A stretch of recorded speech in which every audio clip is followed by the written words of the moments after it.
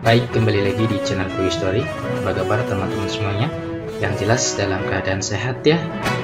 Mari kita simak informasi sebagai berikut. Surat edaran Menpan RB terbaru untuk seluruh honorer K2 Teknis Administrasi Gerak Cepat Surat Sakti.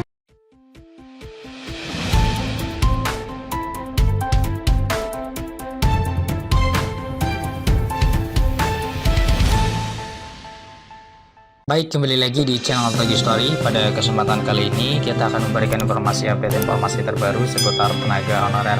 Informasi ini kami kutip dari laman website cpns.com. Informasinya yaitu Surat edaran Menpan RB terbaru untuk seluruh honorer K2 Teknis Administrasi Gerak Cepat Surat Sakti.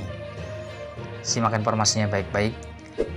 cpns.com Jakarta. Surat edaran terbaru dari Menpan RB Abdullah Azwar Anas untuk seluruh honorer akhirnya terbit.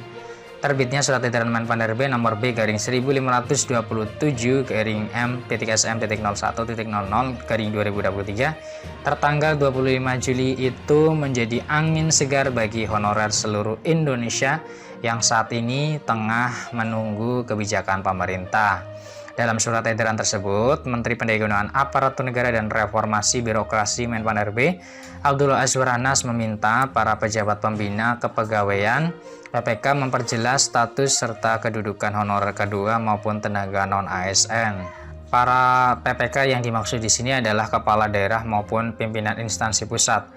Menteri Pan RB Azwar Anas mengatakan berdasarkan peraturan pemerintah nomor 49 Tahun 2018 tentang manajemen P3K bahwa pegawai non-PNS dalam jangka waktu paling lama 5 tahun sebagaimana dimaksud pada ayat 1 bisa diangkat menjadi P3K apabila memenuhi persyaratan sebagaimana diatur dalam peraturan pemerintah ini. Oleh karena itu, maka sesuai dengan amanat PP 49/2018, aturan tersebut akan berlaku pada 28 November 2023, ujar Menteri Anas dalam surat edaran terbarunya. Dijelaskan dalam surat edaran bahwa melihat banyaknya masukan aspirasi dari berbagai pihak bahwa honorer K2 dan tenaga non-ASN masih diperlukan dalam mendukung pelaksanaan tugas pemerintahan, pembangunan dan pelayanan publik, maka perlu dilakukan sejumlah langkah strategis. Adapun langkah-langkah yang diharapkan dilakukan seluruh PPK instansi pusat dan daerah sebagai berikut. Yang pertama, PPK menghitung dan tetap mengalokasikan anggaran untuk pembiayaan tenaga non-ASN atau honorer yang sudah terdaftar dalam pendataan tenaga non-ASN dalam basis data Badan Kepegawaian Negara atau BKN. Yang kedua, dalam mengalokasikan pembiayaan tenaga non-ASN dimaksud pada prinsipnya tidak mengurangi pendapatan yang diterima oleh tenaga non-ASN atau honorer selama ini. Yang ketiga, PPK dan pejabat lain dilarang mengangkat pegawai non-PNS dan atau non-P3K untuk mengisi jabatan ASN atau tenaga non-ASN lainnya.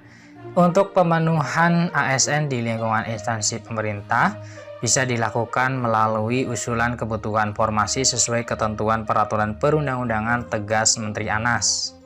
Surat edaran Menpan RB jadi surat sakti. Merespon SE Menpan RB tersebut, Ketum DPP Forum Honorer Tenaga Teknis Administrasi kategori 2, Rianto Agung Subekti langsung bergerak cepat. Dia menginstruksikan seluruh honorer K2 khususnya tenaga teknis administrasi untuk merapat kepada masing-masing kepala daerah baik gubernur, bupati, wali kota. Dia pun meminta seluruh honorer K2 tenaga teknis administrasi untuk mengadakan SE Menpan RB tersebut dan membawa kepada masing-masing kepala daerah serta mengawalnya. Kepala daerah harus tahu bahwa tidak ada itu pemutusan hubungan kerja atau PHK. Seluruh honorer termasuk K2 tenaga teknis administrasi.